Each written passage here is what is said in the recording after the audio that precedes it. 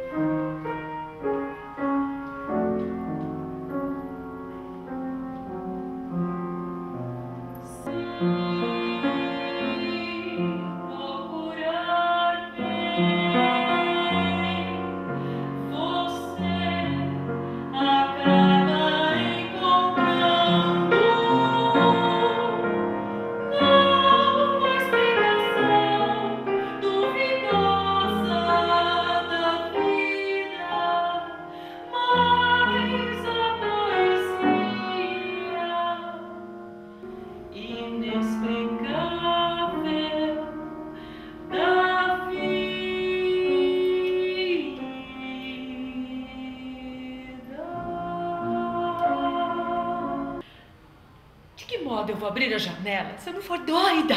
Como fecharei se eu não for santa? Ai, meu amor é assim, sem nenhum pudor, tem urgência. Quando aperta, ai, eu grito da janela e ouve quem estiver passando. Quero ficar no teu corpo, feito tatuagem. Quero te dar coragem pra seguir viagem quando a noite vem. E também pra me perpetuar em tua escrava. Que você pega, esfrega, mas não lava.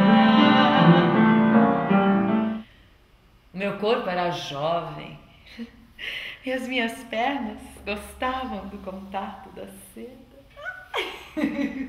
Falava-se, ria-se, preparava-se. E todo movimento era de espera e aguardo.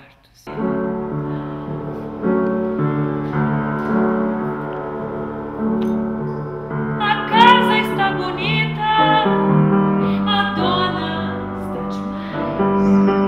A última visita, quanto tempo faz? Balançam os cabides, lustres se acenderão. O amor vai por os pés do conjugado coração. Por uma só noite assim, posso trocar. Eu não quero contar história, porque história é excremento do tempo. Dizia o meu avô.